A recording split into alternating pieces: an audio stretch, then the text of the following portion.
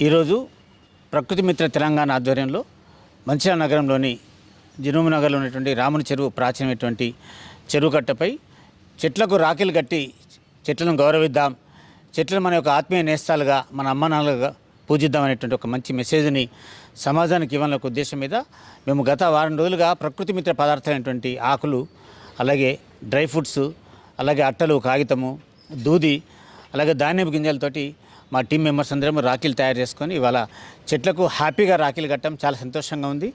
ఇలాంటి రోజు గురించి మేము అనేక రోజులుగా వెయిట్ చేస్తున్నాం. సో ఒక చెట్టును నరికే ముందు మనం ఆలోచించాలి. మన ఇంట్లో ఉన్న చెట్టు మనం నరకడానికి ఎన్నిసార్లు ఆలోచిస్తాం. మరి రోడ్డు మీద ఉండే చెట్లు నిర్దాక్షిణంగా, అంటే గవర్నమెంట్ అనేటువంటిది మన గురించి, మన డెవలప్మెంట్ గురించి, కానీ ఒక కోఆర్డినేషన్ లేకపోవడం వల్ల, అంటే అధికారులు రకరకాల డిపార్ట్మెంట్స్ మధ్యలో కోఆర్డినేషన్ లేకపోవడం వల్ల ఒక చెట్టు నరకవలసిన ప్రదేశంలో అనేక చెట్లు నరుకుతున్నారు. ఇప్పుడు మన ఉదాహరణకు మనం మంచిర్యాల ఐబీ ప్రదేశంలో తీసుకున్నట్టయితే గతంలో ఒక కార్యక్రమం గవర్నమెంట్ చేపట్టినప్పుడు మేము ప్రకృతి మిత్రులుగా దాన్ని ప్రొటెక్ట్ చేసే ప్రయత్నం చేశాం. ఇక్కడ మనం కిచెన్ షెడ్ గురించి చెట్లు నరకాల్సిన అవసరం లేదు, పార్కింగ్ కాడ చెట్లు నరకాల్సిన అవసరం లేదు. ఇలా వివిధ సందర్భాల్లో అనవసరంగా చెట్లు నరకద్దు. ముఖ్యంగా హైవేస్ కాడ చెట్లను మనం డివైడర్గా తీసుకొని కూడా డెవలప్ చేసుకోవచ్చు. ఆ ప్రదేశం ఇంకుడు గుంతలు పెట్టచ్చు.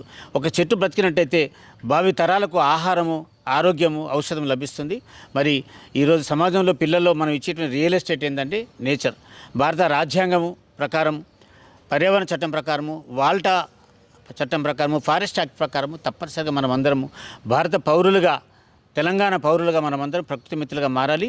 ఎవరము ఎక్కడ మొక్కలు నాటిన పుట్టినరోజు కానీ, శుభదినం కానీ, తాత చనిపోయిన రోజు కానీ, ఉద్యోగం వచ్చిన రోజు కానీ, అమ్మ గుర్తుగా కానీ, నాన్న గుర్తుగా, అమ్మ పేరు నొక్క చెట్టు, నాన్న పేరు నొక్క చెట్టు, గురువు పేరు నొక్క చెట్టు, తెలంగాణ మురిసేట్టు, దేశం గర్వించేట్టు, మొక్కలెన్నో నాటుదాం, మొక్కలెన్నో నాటుదాం, ఒక్కొక్కరు ఒక్క మొక్క నాటాలి ఎంచక్క అనేటువంటి సందేశాన్ని మనం ప్రజల్లోకి తీసుకెళ్ళినట్టయితే ఇవాళ చెట్టు నీడ కావాలి, ఇవాళ చెట్టు ఔషధం కావాలి, చెట్టు ఫలం కావాలి, కానీ చెట్టు మాత్రం నాటడానికి చేతులు రావటం లేదు. ప్రజలు మనకు ఆలోచించండి. ఎక్కడ అవకాశం ఉంటక్క, ఇంట్లో స్థలం లేకపోతే పార్కింగ్లో చేయండి, లేదనుకుంటే పబ్లిక్ ప్లేస్లో, లైబ్రరీలో, పోలీస్ స్టేషన్లో, గ్రౌండ్స్లో కూడా బ్లాక్ ప్లాంటేషన్, అవకాశం ఉన్న ప్రతి చోట మనం చెట్లను రక్షించాలి.